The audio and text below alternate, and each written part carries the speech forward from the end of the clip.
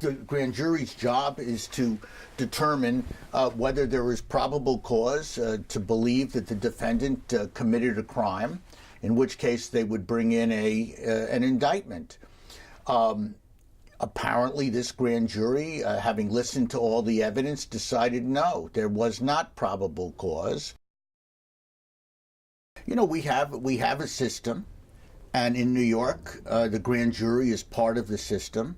It's there to protect a person from being hauled into a court and a criminal trial simply by the judgment of a prosecutor.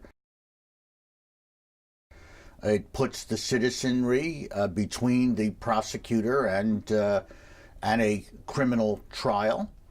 It is a protection for the people. It would be abusive to make a person go through all of the pain and cost and anguish of a criminal trial if there isn't probable cause to believe that they committed the offense. In some ways, the police have a more difficult position in the law because in many of these cases, as apparently in this case, they face the possibility of a double prosecution, prosecution by the state and then a follow-up prosecution if people are dissatisfied by the federal government. Police officers seem to face triple jeopardy so that they can be tried once by the state and once by the federal government. So to that extent, they are at a significantly worse position than the average citizen. Everybody is subject to law, at least that's the principle.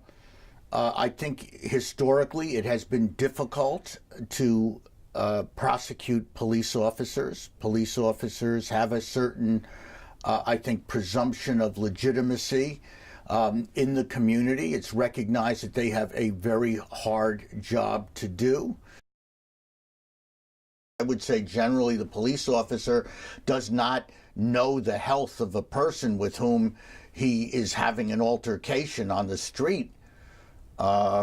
And is mostly going to be concerned about self-defense and a perception of threat of somebody coming at him and trying to harm him, and in which case is entitled to utilize self-defense. Is also utilized to use reasonable means to effectuate an arrest when somebody is resisting arrest.